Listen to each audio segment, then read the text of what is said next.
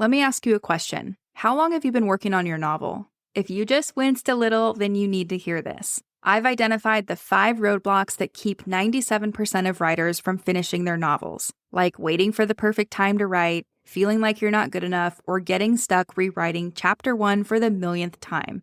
Sound familiar? I've put together a free guide that shows you exactly what's stopping you and what to do about it. Grab it at savannahgilbo.com/roadblocks. One more time, that's savannahgilbo.com/roadblocks. So what happened at the writers' conference was that there was an agents panel where you could submit your first page and they would critique it. Mm-hmm. And I get to the thing and they're critiquing other people's first pages and they spend like 5 minutes on them. And they get to mine and it sort of starts out like everybody else's. But then very quickly, one of the agents says to the moderator, "This is a good place to stop and talk about how not to start a book." And It was so awful. And so I sat there for 17 minutes. They had been 5 minutes on everybody else, but they really picked apart the first page that I had sent in and why it was just bad and not the way to start a book. And that was really, really hard. Yeah. And it affected me for several months. It really took away my confidence. Should I still be writing? Is this worth it? Like, if this is what it's going to be like, do I want to do this? You. Yeah. Welcome to the Fiction Writing Made Easy podcast. My name is Savannah Gilbo, and I'm here to help you write a story that works. I want to prove to you that writing a novel doesn't have to be overwhelming. So each week, I'll bring you a brand new episode with simple, actionable, and step-by-step strategies that you can implement in your writing right away. So whether you're brand new to writing or more of a seasoned author looking to improve your craft, this podcast is for you. So pick up a pen and let's get started. In today's episode, I'm chatting with Kara Kentley, one of my Notes to Novel students and the author of Another Summer. You're going to hear us talk about how she transformed her 95,000-word draft with 2 timelines, a sagging middle, and missing romance beats into her published debut novel, Another Summer, a book that at the time of this recording has been selling copies every single day. You'll hear us talk about what it was like to delete an entire timeline from her draft and why she made this decision in the first place. She's going to share why learning the romance genre beats felt like a relief instead of a restriction. And finally, you'll hear what happened when she launched her book with 0 reviews and no marketing plan. Spoiler alert, she still hit #1 in her category, which is pretty dang cool. So if you've ever felt lost in your manuscript or wondered why your story loses steam halfway through, this conversation is going to show you how structure can actually set your creativity free. And Kara's story from a 95,000-word first draft that didn't work to a published novel that sells copies every single day is hopefully going to really inspire you. Now, real quick before we dive in, I want to read you the back cover copy of Kara's book just so you have a little context for our conversation. So here's what it says. Miles and Avery seemed like the perfect couple when they met a decade ago while working at a lakeside resort in Maine. For one magical summer, they were like blueberry pancakes and maple syrup. But at summer's end, things turned sticky when Miles abruptly ended things. They haven't spoken since. When the resort's owner suffers a family emergency, both Avery and Miles return to the lake to help open the resort for summer. After selling her stationery business and leaving a cheating fiancé, Avery is all about playing it safe, and she isn't interested in giving Miles and his big dock energy another chance. As long as she keeps him at a canoe paddle's distance, they won't have to dredge up their past before she starts her MBA in the fall. Miles is now a tech entrepreneur and semi-famous serial dater living in New York. Avery's the only woman who ever understood him, and he's determined to make up for past hurts. If he can remind her of everything they had that summer and prove his commitment, he might get another chance. Despite a decade of silence that stings, Avery can't deny Miles remains the same intelligent, kind-hearted soul who once showed her the stars. It'll take another summer to figure out if they're friends, lovers, enemies, or ghosted exes. Can they put aside their heartbreak and help the people they love without their history floating to the surface? All right, and then real quick, one last thing before we jump in. My Notes to Novel course is opening for enrollment very soon. If you're ready to finally finish your novel with a proven step-by-step system, make sure you're on the waitlist at savannahgilbo.com/waitlist. Waitlist members get exclusive early bird bonuses, first access to enroll, and a few more surprise bonuses I'm keeping secret for now. One more time, that's savannahgilbo.com/waitlist to be the first to know when enrollment opens for my Notes to Novel course. All right, so without further ado, let's dive right into my conversation with Kara Kentley. I had always kind of wondered, probably since about my 20s, if I could write a book. Was that something I could do? And so one day I just decided that I would sit down and try and see what happened. Yeah. And this version of Another Summer is about 10 versions later of that first book that I wrote. And on release day, my release day was April 29th. I kept saying to my husband over and over, I always wondered if I could do this. I can't believe I did it. Yeah. So funny. Dreams turned into reality. I love it. Yeah, yeah. And in my other non-writing life, I do a lot of work with nonprofits. My sort of, whatever career or whatever you want to call it, has been with nonprofits, specifically marketing nonprofits. Now I work with a local foundation that gives grants to local nonprofits. And it's really fun because I thought I knew all the nonprofits in my community. I did not. And there are a lot of amazing, amazing people out there doing wonderful work for people who really need it. So that's awesome. What a rewarding career. And now you get to tag on author to that resume, which is so fun. Yeah. Take me back to you said you thought about maybe I could be a writer. And then you're like, someday I sat down and just decided to start. Where did this idea for Another Summer come from? So I have had, since I was a kid, terrible insomnia. And ever since I was young, probably from middle school on, I realized that if I made up stories in my head, I fell asleep faster. Oh, interesting. And I would make up stories in my head. And then sometimes the next night, I'd be like, man, that story last night was really good. I'm just going to go back to that story and continue it. And this particular story, Another Summer, had been in my head for, I'd say, a good 4 or 5 months before I sat down to write it.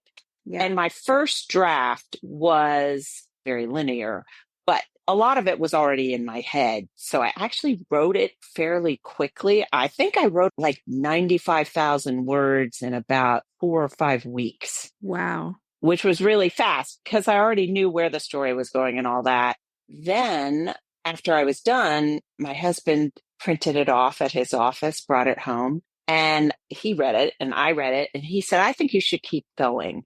And at that point, I realized I didn't really know anything about writing a novel. I had just written this story that was in my head, and perhaps I should educate myself a little on how to write a book. Yeah. If you were going to do this for real and do it seriously, get some. So we met in July of 2022, if you can believe it. And so it sounds like you were kind of in this realm of, okay, I did something, I wrote a draft, and now I don't know what I don't know, so I need to get some help. And we did a manuscript evaluation together. So I read it and we kind of came together to discuss, here's what you have, here's what you want it to be. And, fast forward all these years later, now you have a book.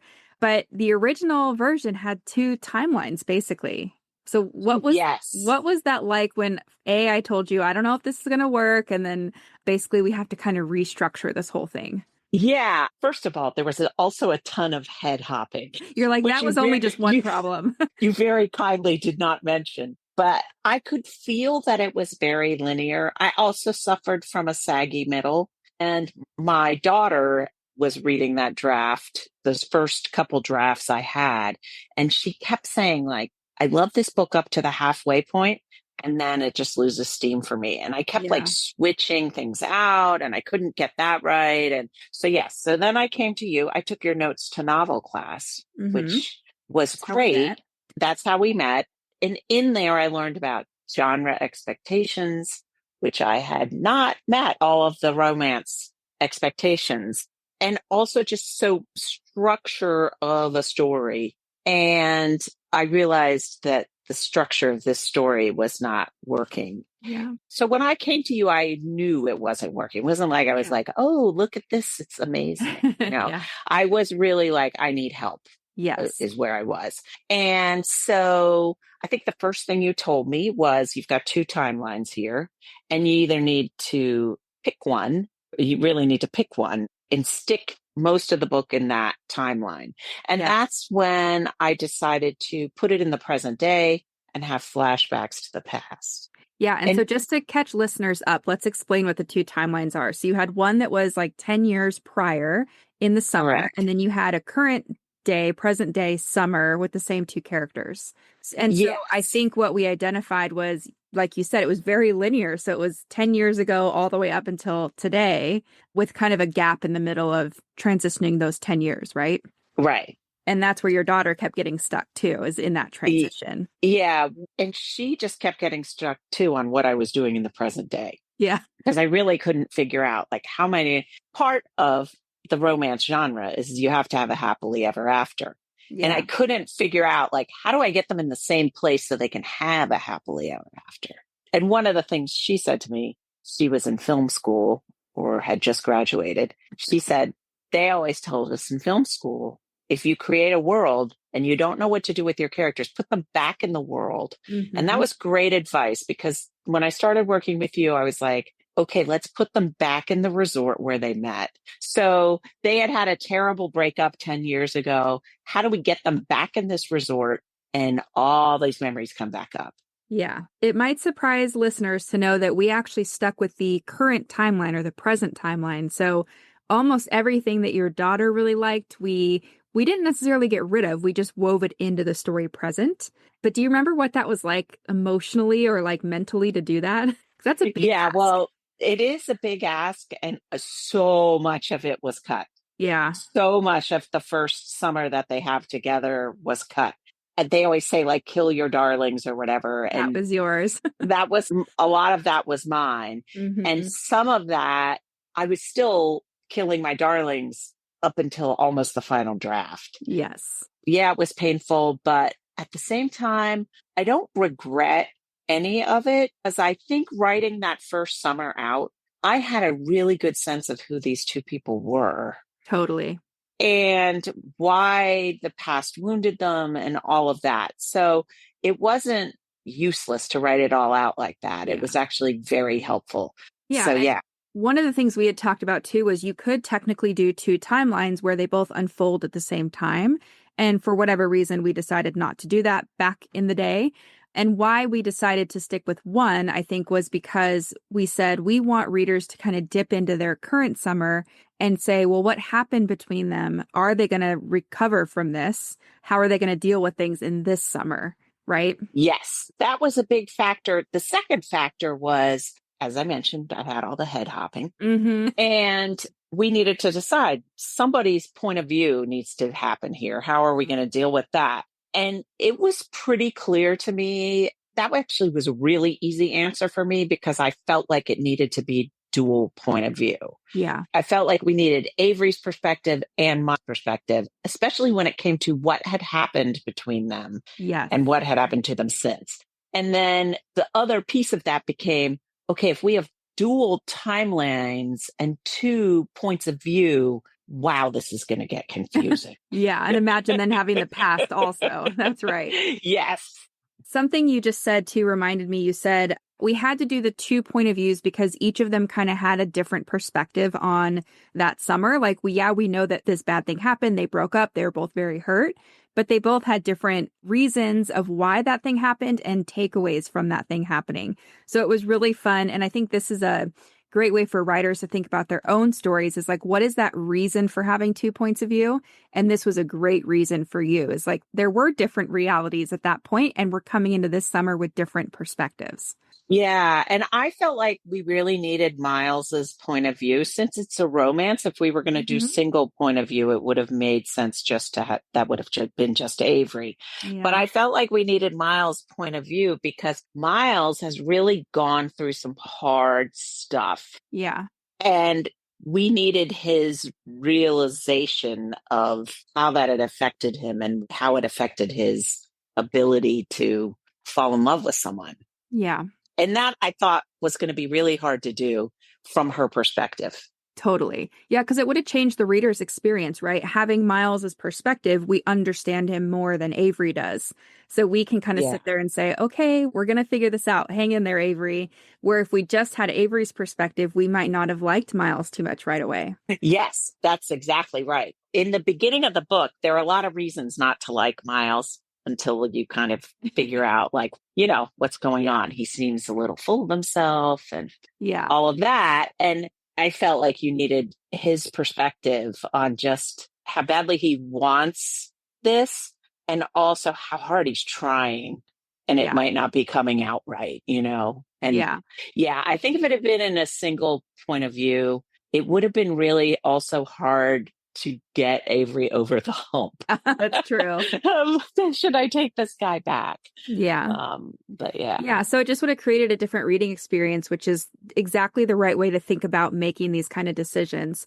But it's funny because you mentioned two things I wanted to dig into. One is the genre expectations. So you knew what a romance was, but you said you needed to learn more about how to structure it, what those expectations were, and how to make the missing key scenes or conventions fit into your story. So how did learning about that stuff change how you approached the writing? Yeah, well, I'm sort of an organized person anyways, and I really like order. So for me, it was kind of a little bit of a relief to know, like, I need to have these particular scenes in this book, Mm-hmm. and they're going to happen, and they pretty much always happen in order. Mm-hmm. And so I've already here's my roadmap. Now Yep. we'll figure out how to get there. So that was actually really a nice realization. And then it was funny because I read a lot of romance and I had never really picked up on this. Yeah. And now you do all the time, I'm sure. And now I pick up on it all the time. Yeah. Yeah.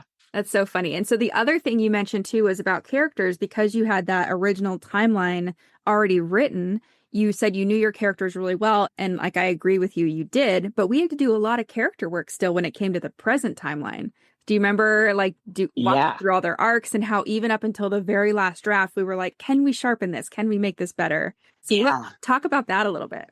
Yeah, so I definitely well, for one thing, I had a much better handle on Miles than I did Mm-hmm. on Avery when it came to their characters and how they would handle things. And, sort of, I just had a better handle on him than I did on her. So there was Yeah. a lot more work that had to be done on her. And then, yeah, I think you would probably agree with this. I tended to go off on tangents that might not have been in keeping with their characters, which was why I really appreciated working with you because you would sometimes say, hey, Why is this happening? I don't think he would do this here. Yeah. Or, yes, exactly. Why is this happening? Or is this necessary? And a lot of times the answer was no, this is not necessary. It was just fun to write. Yeah. And sometimes there were things that you had to try on. Like I remember for Avery, she was a little bit like, I have to have my list. I have to, Yeah. be very organized, be very structured. And so we had to try on what does that feel like? And then some things were congruent with who she was and some things weren't. So it was kind of like filtering things through a very, very clear lens that you knew who they were, but we had to try on the different hats. Yeah. One thing I remember specifically in regards to that with Avery was in the beginning, I had her be a little bit of a babbler Yeah. when she saw him, because when she got nervous, she just kept talking. Yeah. And in the end, that didn't really work well. Mm-hmm. It didn't do anything for her character. So Yeah, yeah, one way or the other. she ended up being a little more sure of herself because that's what happened with the babbling was she just sounded all over the place. Right. So we sort of took that out and made her a little more sure of herself. And that was good. I bought this book and it's a very dated book because it's gender specific and whatnot, but it laid out a good foundation for here's the sorts of things like Miles was the professor.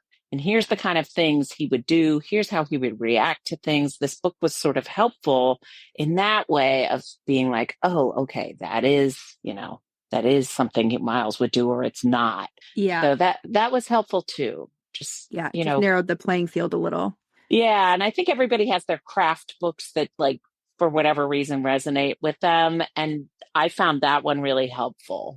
Yeah. And I'll link to that. So for anyone listening, it's called The Complete Writer's Guide to Heroes and Heroines, the 16 Master Archetypes. So I will link to that in the show notes. And then the other thing I wanted to ask you, Kara, because you were saying Miles came easier to you. Which character did you relate to the most?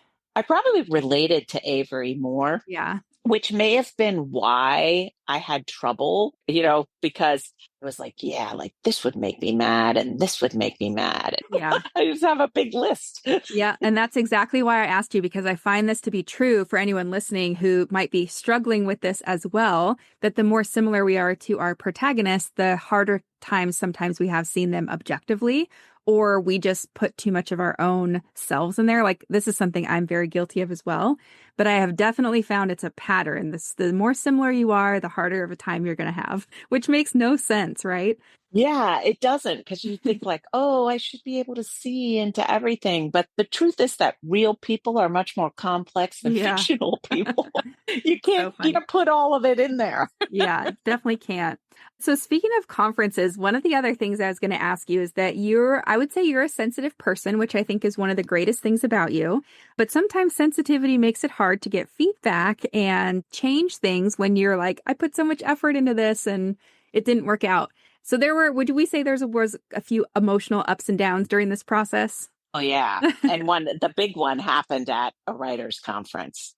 So, what happened at the writers' conference was that there was an agents panel where you could submit your first page and they would critique it. Mm-hmm. And I get to the thing and they're critiquing other people's first pages and they spend like 5 minutes on them. And they get to mine and it sort of starts out like everybody else's. But then very quickly, one of the agents says to the moderator, this is a good place to stop and talk about how not to start a book. Yeah. And Worst nightmare activated. it was so awful. And so I sat there for 17 minutes. They had been 5 minutes on everybody else. But once I saw my thing on the screen, I started a voice memo. Uh-huh. So they really picked apart the first page that I had sent in and why it was just bad and not the way to start a book. And Yeah. that was really, really hard. It was really hard. Yeah. And it really, Threw you you for a know, loop. it did. It Yeah. it affected me for several months. It really like took away my confidence. Should I still be writing? Is this worth it? Like if this is what it's going to be like, do I want to No, do thank this? you. Yeah. And I think slowly I came to realize that while it was harsh, they were correct. The book did not begin in the right place. And I think in the end, we decided it really should start with what was at the time chapter 4 or 5. Yeah. And, that there was a whole bunch of junk in the beginning that needed Yeah. to be. And also that there was a little bit of a change there because it used to be that romances expected you to introduce us to the female character or one character and Yeah. then introduce us to the second character in their own worlds and that would Then be the bring it first together. couple chapters, then bring them together. Yeah. That has really changed. Now, the advice that they gave me ultimately was that I needed to drop both these characters right in the meet cute. Yeah. And now that's been a bit of a change over the last few years with romance. You see a lot more meet cutes happening right away. So that's kind of what was going on there. And yeah, so we ended up scrapping other chapters as well because they really did drop them right in the action. Yeah. And I think some of the things too you did well during that time period is like you took the break when you needed it. There were days where you were not loving anything and you were like, I don't want to keep going. And then there were other days where it's like, maybe I'll just go slow. And you took the time to figure out, what do I really want to do? And then how would you say you kind of got back on the horse and got back into writing? I think it happened slowly over time, Yeah. pretty much like you described. There was a point where I had kind of dealt with the feedback. And well, one of the things that we did was pretty soon after that writing conference, I sent the manuscript to beta readers. Mm-hmm. And the beta readers then had it for 6 weeks, right? Yeah. So I had 6 weeks of don't touch this manuscript because the beta readers are going to also tell me stuff to change. Yeah. And The beta reading process ended up being a great thing for me because the beta readers generally liked the book, Yeah. and they did have some suggestions. They told me what was working and what wasn't working. And I really needed to know what was working or that Yeah. there was something working. So that was super helpful. And after the beta reader feedback came back, then I was like, okay, now I'm ready to sit down and use this feedback, and we'll just not worry about what the agent said for Yeah. now. And we left the beginning of the book the way it was and went back to it later. Yes. There's a few important things that you just mentioned. One of them is like we learned in hindsight what kind of feedback you need to be the most productive. And I think this is Yeah. something a lot of writers don't think about, where they just think I'm going to take whatever comes my way and the agents and whoever they must know best, right? But a lot of us need that positive feedback to know what's working in addition to the constructive feedback. Yeah. I'm big on when I give feedback to other writers saying, you know, what you call the compliment sandwich, where I start with, here's what I loved. Mm-hmm. Here's what I think needs work. And then I end with, here's what you do really well, right? Yeah. I have a sense of the emotion of these characters or whatever it is. Because, like I said, if you get it back and it's all red lines or whatever, so to Yeah, that's speak, discouraging. it's really discouraging. And it's also then on you to weed out, like, okay, so what did work? Right. Right. But I was lucky. I had really great beta readers who were like, I love this. Yeah. I'm not Don't wild touch about this this. stuff. Yeah. Right. This feels dated or whatever, and so I was like, okay, I don't have to worry about these parts that they liked. What I have to worry about are these parts that, and there are trends with beta readers. I think you should get more than one. Is there were some things that every single one of them flagged. And then I was like, okay, that's a problem. Yeah.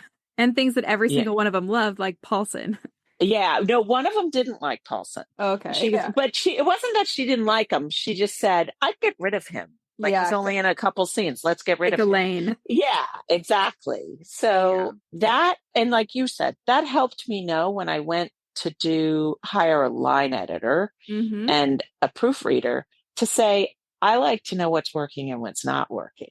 Yeah. And so let's talk about that in a second, because somewhere between the moment of going to that conference and getting the feedback and getting the beta reader feedback and actually really finishing the book, you decided that you were not going to pursue traditional publishing, which was your original goal. So how did that change come about? Yeah. So, I mean, I think originally I just was like, I'm going to, query agents and whatever, because that's what you do. Yeah. Right. Like my brother self-published a book, but I didn't really know that much about it Uh-huh. So what happened was I was kind of watching a bunch of things from the sidelines. I was in a group of people for my beta readers were all trying to get agents. Mm-hmm. And they were posting all their rejections on this Discord we were on. And I was like, wow, man, this is harsh. I'm Yeah. not sure I'm cut out for day in and day out of getting rejections, because that is part of querying. Not everyone is going to love your book. The first agent who reads it probably isn't going to pick it up, those kind of things. Yeah. And I wasn't sure I was cut out for that. And then, Or that you wanted to deal with it, right? Because at some point you're like, I just don't know if this is how I want to spend my time.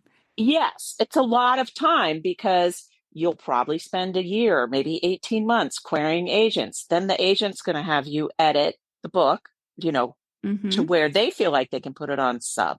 Now you're on sub, and you're on sub for a year, maybe. Mm-hmm. And if a publisher picks up your book today, it's not coming out for another 2 years. And I was like, I don't want to wait that long. that's a long time. I'm a little bit impatient. And I was like, that's a long time. What ultimately happened was we finished the manuscript for another summer. I finished it in September, I think, or October, Mm-hmm. September of last year. Mm-hmm. The writing conference, same one with the agents, I went back to it in October. I Mm-hmm. pitched the book to an agent there, but this writing conference has hour-long classes, and there are 4 classes during each hour that you can Mm-hmm. pick from. So I only went to publishing classes.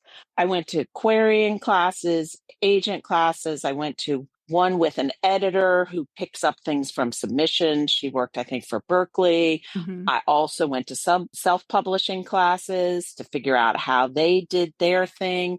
I went to a marketing class where they had a panel of self-published authors and published authors, and was shocked Uh-uh. to learn how little support these published authors were getting for marketing. And the basic over the course of the weekend, I just came to the realization that the self-publishing people seemed to be having a lot of fun. Yes, they were working hard, but they were in control of all of that. And I learned a lot from them, like, you need to have a good cover. You need to make this book look professional. And Mm-hmm. that's when I came back from that and said, I think I'm going to self-publish this. Because one of the things I think you really have to think about as a writer is, what is your goal here? Yeah. Because everybody's goal is not, I'm going to have an agent and I'm going to be a bestseller. Some Right. people are writing a book because they want their friends to read it, Mm-hmm. or they want just their family to read it, right? I Or mean, they just want to write a book. Yeah. Like or they just so want to many write a reasons. book and they don't care whether it gets out there. My goal, I would say, was I want to publish this book. I think it would be fun if someone I don't know read my book. Yeah. That's kind of That was where like I one of your was. main things. Yeah. And so I had never thought, oh, I'm going to be on the bestseller list and I'll have a book tour and all this. Mm-hmm. I just didn't, that wasn't really my goal. So my goal could be accomplished by self-publishing. Yeah. And so I was like, okay, I'm going to self-publish. I would say the big thing for me was that marketing seminar, because I was like, Yeah. boy, if I'm going to have to market my own book, I think I want it to be mine. Yeah. What's the point then? Right. Yeah. There's a myth out there that like the publisher is going to do all the marketing for you and you're Mm-hmm. just going to show up at events and sign books. And that, Yeah. It sounds glamorous. it does sound glamorous, but a lot of traditionally published authors work very hard to market their books. Mm-hmm. And so do self-published authors. Right. And I thought, you know what, if I'm going to have to do it anyways, I'll be self-published. Yeah. I'll control it. It'll be more fun for me and I'll have Yeah. more freedom. And so from there, I read, there's an article out there, I think it was on Medium by Travis Baldree, who wrote Legends and Lattes. Mm-hmm. And he was very open about how he self-published that book. And again, I didn't think I was going to have, I think he in the end got picked up by an agent. Mm-hmm. But I didn't think that was going to happen to me. But I really appreciated how transparent he was about the process. And he really broke it down well for me in step by step. Yeah. And so I kind of took a look at that, read it, and said, okay, now I have a list of how to do this and I'll just start. Yeah. And we will link to that in the show notes for anyone who's curious. Yeah. So, his big thing was the cover. He was really into covers. So then I said, okay, I got to get a good cover. So around that time, you were looking at cover designers. This is when you linked up with your line editor, your copy editor. Yes. So talk through, because you said earlier that line editing was pretty intense and it was for multiple reasons. I remember it was like during the holiday window. Yes. It was just a lot of hard work. That's a totally different brain than your creative brain. Yes. So talk through what that was like. So I had hired the line editor already when I think my book was with the line editor the month of October. Yeah. And they returned it to me on November 1st. They said it would be great if I was also using the same group, Two Birds, I was using them for my proofreading as well. Someone else from them was going to proofread it, but they said it would be great if you could return this book to us on December 1st. And I don't work very fast, so I knew a month wasn't enough time for me, even in a downtime, right? Yeah. But it's the holidays and I got people coming for Thanksgiving and I knew that wasn't going to work. So I said, how about I give it to you in early January because I need more time. Even with that, it was a crunch. Yeah. I was really about why. Like, what were if we had to pick a few takeaways from your line editing, what were some things that you're like, I now am never going to do that again because I know better after all these revisions? Repeated words was really the big part of it that just really, it was like, oh my God, these repeated words are everywhere. And it's funny how You just have words you go to. Yeah. You can try all you want not to repeat words as an author. You're going to repeat words. Yeah. And that's their job to catch them. So I went through the manuscript pretty much in November. They had made notes like, this sentence isn't clear. Did you mean this or did you mean this? Like, so a lot of it was clearing things up and clarity, or Yeah. also clunkiness. Like, so there were some times where the sentence made more sense if I just shortened it a little. Or Mhm. so that part I got through. Even that was kind of hard because, again, like I said, I do well when there's positive feedback, but that's not their job. Their job is to say, like, hey, this isn't working, or I don't understand what she meant here. I was lucky. They did point out a couple inconsistencies, but I didn't have anything big. So I finished going through all of that. Then I said, okay, I'm going to tackle these repeated words, and I'll just, sit down and do 7 or 8 repeated words a day. And then that went much slower because, like you said, when you have to reorder a sentence, it takes some time. Yeah, it's kind of like you're knocking over a domino and then the whole thing starts falling apart and you're like, wait a minute. Yeah. But yeah, so then you got through that, and that, I know that was a slog. And then, fast forward, you've got your cover, you found a great cover designer, and then come April, you're published. Yeah. So, well, I had a proofread in there. I had a great cover designer, and my cover is gorgeous. And that was a really fun process. The cover design was fascinating. Yeah. The whole process. And then, yes, and then I published it. So yeah. Which that is was so exciting. And so that was in late April. And I always like to ask, like, what was that publishing week like? Was it different than you thought? Was it crazy? Tell us about that. Yes, it was different than I thought because I had a family member have an emergency in February that was a long-term care issue. I had an injury to my shoulders. And so I just wasn't able to do things like put together a street team. I had pre-orders up, but like I wasn't promoting it. I just didn't.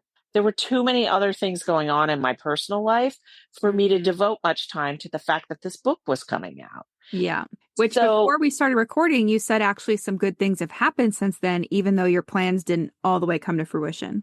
yeah. And so what happened in the course of that was I was feeling like, oh, I'm just doing this all wrong. I don't have a street team. I haven't sent out ARCs. I didn't have time to do any of that. Yeah. Then one day I was on Threads and I saw someone responded to this thread and said, debuts are for finding your readers. Book tours come later. And that struck me. I was like, okay, I'm going to be okay because my goal is to find my readers. Exactly. And that can happen anytime. That's just what I told myself. Calm down. That can happen anytime. So my book got released without much fanfare. It was the greatest day ever. Well, okay, let's back up though, because you said daughters read it, friends read it, right? Yeah. So there was fanfare, but it was like personal fanfare. Yeah. By the day the book came out, there were no reviews of it. I wasn't that focused on how many copies it had sold or whatever. And people kept texting me and saying, congratulations. And, friends called me to say they couldn't believe I'd done it and they'd ordered their copy. And my daughter, her friends all had ordered it and they were all reading it. They were reading it during the day. I mean, I don't know if they were reading it at work or what, but they were reading it during the day. And I was getting these live texts of like, oh my gosh, like I cannot believe this happened, or whatever. And I was like, wow, it's like out there and people are reading it and they're like having fun reading it and they're excited about it. And so it just felt great. Yeah. What a surprise, huh? Yeah. It just felt great. Like I didn't feel any pressure. And I thought, you know what, there'll be time when I can market this later. I'm just going to soak this in. Yeah. I kept saying to my husband, I can't believe I did this. Yeah. And especially, you got so clear on your goals and you're like, I just want someone to read it that's not me or, a close relative. And it's happening. I mean, it's happening now. And I think that's so cool. Yeah. So, and I put it out there and I did some Instagram posts. I did some other things. Slowly, I took out some ads on Facebook and Instagram and, a bookstore reached out to me from Maine and said, hey, we'd like to have your book and, let us know how and they got 3 copies, which they promptly sold out of it, and called me again and said, can we have 5 more? Oh, I And love I didn't expect that to happen.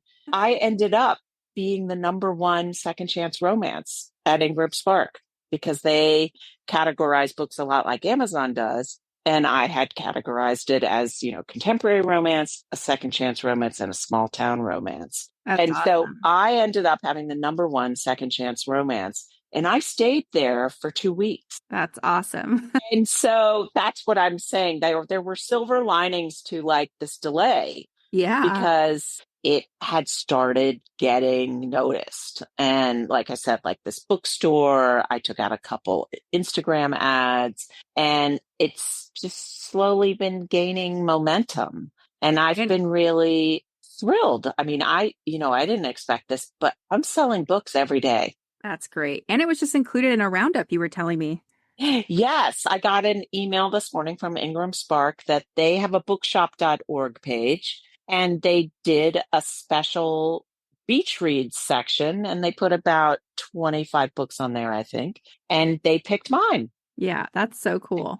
And so, see, I think some of that might not have happened had I not had all those sales beginning. And one Yeah, of the things that goes along with this is they've also said they've put it in a special catalog type thing that they send out to independent bookstores. So, it's so and fun. I've been working on getting it in independent bookstores. Some have carried it and some haven't gotten back to me, but I've been working on that. And then I've been doing for marketing, I've been doing some ads and, It's just great. kind of seeing what works. I've been testing a lot of stuff, so I sort of do a test of something one week, see what that does. And I go on Threads a lot because there are a lot of people talking about what works for them marketing wise. Yeah. And so I I've, love that you're not putting a lot of pressure on it and you're just kind of saying, my life is a little hectic right now and I'm doing my best. And look what's coming out of it. Still amazing things. yeah, no, I feel really fortunate and really, I went away for a week to Maine to Mhm. photograph birds. I went to a bird photography camp, which I know So sounds cool. nuts, but it was super cool. But I was on an island and I didn't do any marketing the That's, entire 7 days I was on this island. And when I got off the island, I'd been selling books every day. oh my gosh, what a feeling. So that's and I really am so grateful for my readers because I've discovered readers that, I don't know these people, and they're out there promoting my book. They're reading my book, they're telling their friends about my book or posting about it on social media. And That's special. that's just been really special and really exciting. Yeah. How cool. Well, what a journey all the way from, if we think about when we met from July 2022 to April, what was it, 29th, 2025? I mean, a long journey and a lot of work. There was a lot of work all Yeah. those years. If you were kind of like to look back over what was that, three-ish years, what was like the most important lesson that you learned either about writing a book, bringing a book to life, or about yourself as a writer? I would say, okay, there's one thing I mentioned Allie Carter earlier, and I Uh-huh. follow her on Threads. And I learned this lesson late, but it applies to so many things in life, anyways.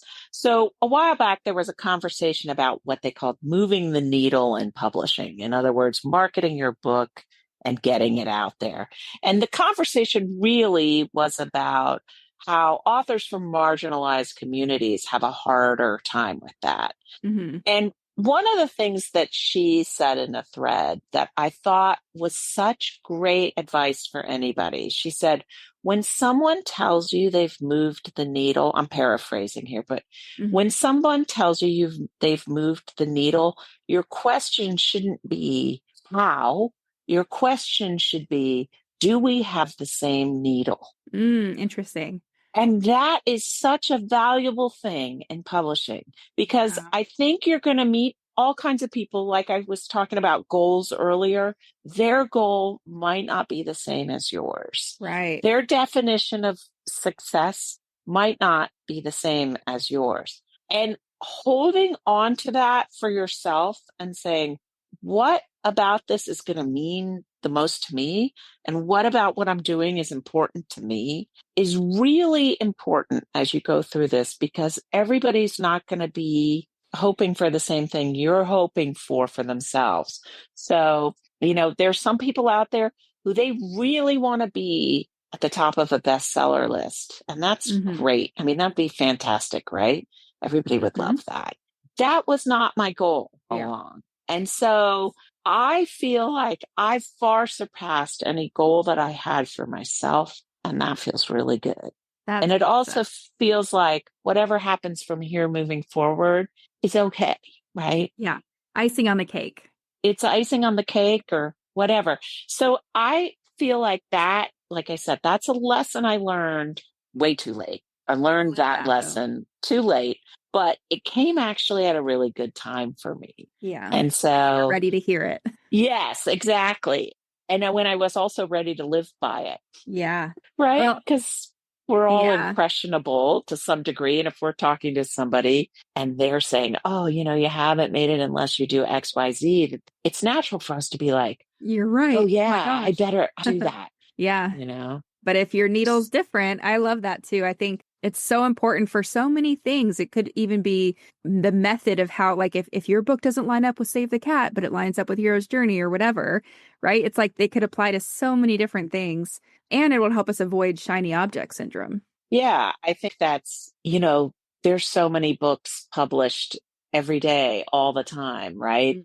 And the goal for me was let's go find my readers.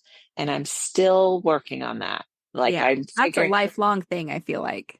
right, my book is a summer book. So I have till the end of summer to find my readers. I mean, and they might come back next summer.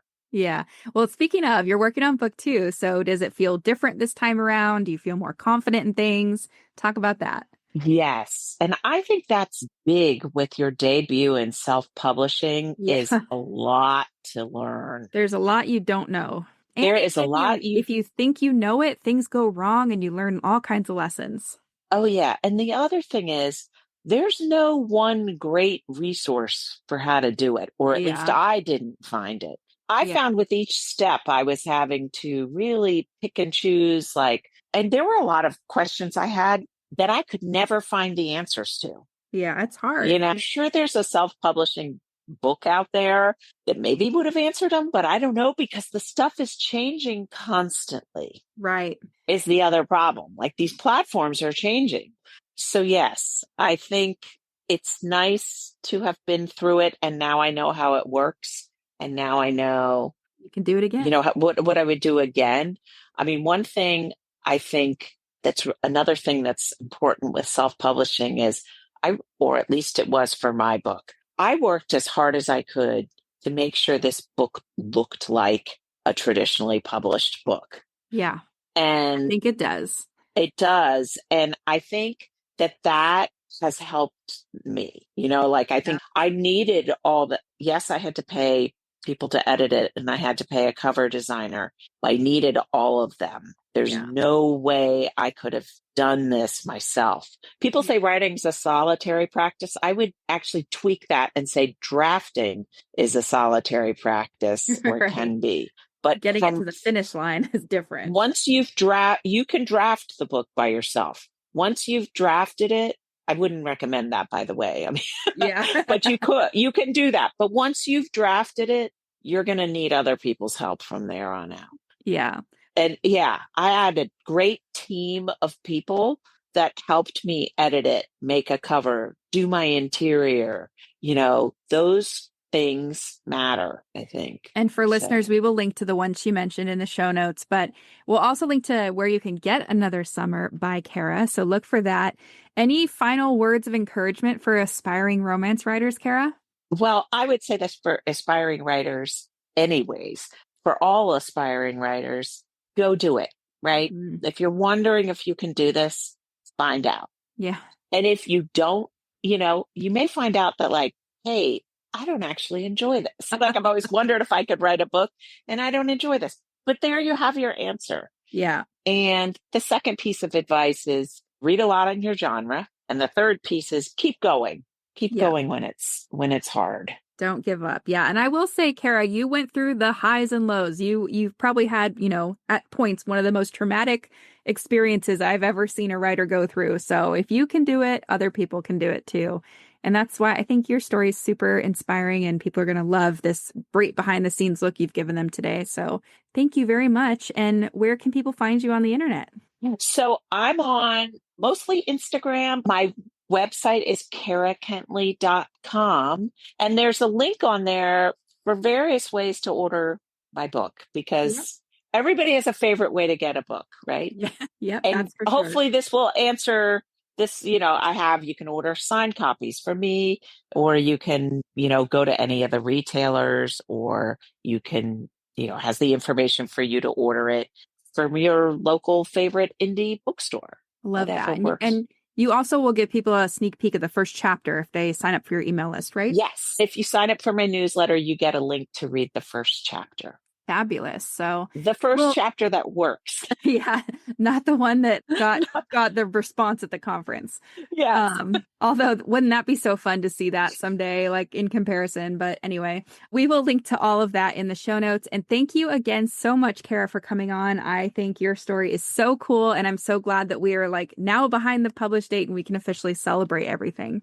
Yes. Thank you, Savannah. It was fun to come on. All right, so that's it for this episode of the Fiction Writing Made Easy podcast. Head over to savannahgilbo.com/podcast for the complete show notes, including the resources I mentioned today, as well as bonus materials to help you implement what you've learned. And if you're ready to get more personalized guidance for your specific writing stage, whether you're just starting out, stuck somewhere in the middle of a draft, drowning in revisions, or getting ready to publish, take my free 30-second quiz at savannahgilbo.com/quiz. You'll get a customized podcast playlist that'll meet you right where you're at and help you get to your next big milestone. Last but not least, make sure to follow this podcast in your podcast player of choice because I'll be back next week with another episode full of actionable tips, tools, and strategies to help you become a better writer. Until then, happy writing.